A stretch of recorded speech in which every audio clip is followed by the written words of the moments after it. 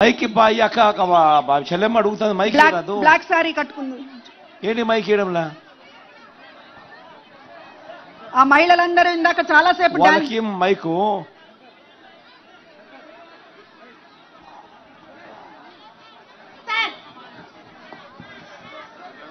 Hello నమస్తే sir, నా పేరు సార్ మా తుగ్గలి గ్రామము. నా పేరు ఇట్లా మాట్లాడమ్మా మాట్లాడు. నా పేరు మీ చెయ్యొదిలే నువ్వు చెయ్యి తీసేనా? హలో సార్, నా పేరు సరస్వతి సార్, మా తుగ్గలి గ్రామము. నేను ఓన్లీ ఇక్కడ సమస్యలు అయితే చెప్పకూడదా సార్? ఏవైనా సమస్యలు ఉంటే చెప్పాలా వద్దా? సమస్యలు తెలుసుకునే దానికే కదబ్బా నేను వచ్చింది. చెప్పు. మీరు మాకి సొంతం అన్న లాంటి వారు కాబట్టి మేము ఏదైనా సమస్యలు వస్తే మాకు డైరెక్ట్ గా అంటే ఎవరు మాకు పలకరు. మేమేమంటే బీద ఫ్యామిలీ కాబట్టి మీరు అందరి నోళ్ళల్లో అన్న అన్న అని అంటున్నారు కానీ మమ్మల్ని మీ దగ్గరికి చేర్చే వాళ్ళు ఎవరు లేరు మా సమస్యలు చెప్పుకోవడానికి. నిజమా కాదా?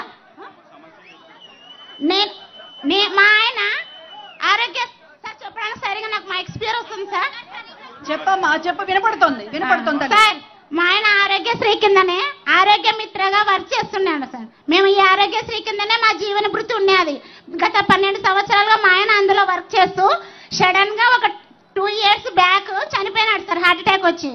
తర్వాత మాకు ఎటువంటి ఆధారము లేదు, కానీ మా పిల్లలకి అమ్మ ఒడి ఇలాంటివన్నీ అయితే వస్తున్నాయి సార్. మాకు మైక్ ఇస్తే కదా సార్ మేము ఏమైనా మీకు చెప్పడానికైనా.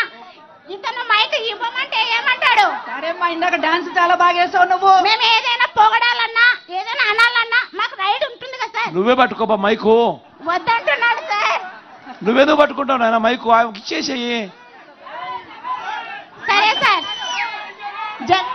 నమస్తే సార్. జగన్ అన్న, నాకైతే ఎటువంటి జీవన భృతి లేదు. నాకేమైనా మీరు సాయం చేయగలరేమో అని డిగ్రీ క్వాలిఫికేషన్ చేసినాను, ఎన్నిసార్లుగా అన్ని చేస్తున్నాను, కానీ పింఛన్ కానీ లేదు సార్. మెయిన్ మీరు అందరికీ పింఛన్ ఇచ్చినాను అన్నారు కదా. నాకు మా ఆయన ఆరోగ్య దాంట్లో వర్క్ చేస్తున్నందుకు మరి వేరే ప్రాబ్లమ్స్. నాకైతే ఇంతవరకు 3 years అయినా పెన్షన్ రాలేదు. కానీ నేనేం మీకేం అబ్జెక్షన్ చెప్పి నాకు జగన్ వద్దు ఇలా అని నేను మీ మీద ఆపోజిషన్ చెప్పడానికి రాలేదు సార్. మేము పుట్టుకతోనే మీ అభిమానిని. నేనైతే జై జగనే నా సొంతం అన్న అంటాను. నాకు ఇవ్వని, నాకు మీరు సాయం చేయకపోని మీరే మా అన్న. నా పిల్లలకి విద్యా దీవెన కానీ అమ్మ ఒడి కానీ నెక్స్ట్ రైతు భరోసా ఇవన్నీ నాకు వస్తున్నాయి సార్. మాకు ఒక 3 ఎకరాల పొలం ఉంది. 3 ఎకరాలకు గాను రైతు భరోసా ఇవన్నీ పొందినాను నేను లబ్ధి. కానీ పెన్షన్ ఒక్కటి ఎందుకో నాకు రావట్లేదు సార్. వచ్చేటట్లు చూస్తారేమో అని. వేరే పని అంటే మేము చేయలేను. నా క్వాలిఫికేషన్ డిగ్రీ. ఏమైనా నా క్వాలిఫికేషన్ సరిపడా మీరు సీఎం కాబట్టి ఏదో ఒక చిన్న జాబ్ ఇప్పించిన ఇదే.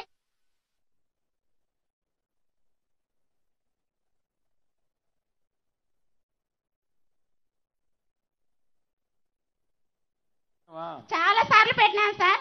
మీ వాలంటీర్ ఎవరు? మా వాలంటీరు రెహమాన్ సార్. రెహమాన్. సరే వాలంటీర్ ఒకసారి నా దగ్గర రమ్మని చెప్పు ఒకసారి.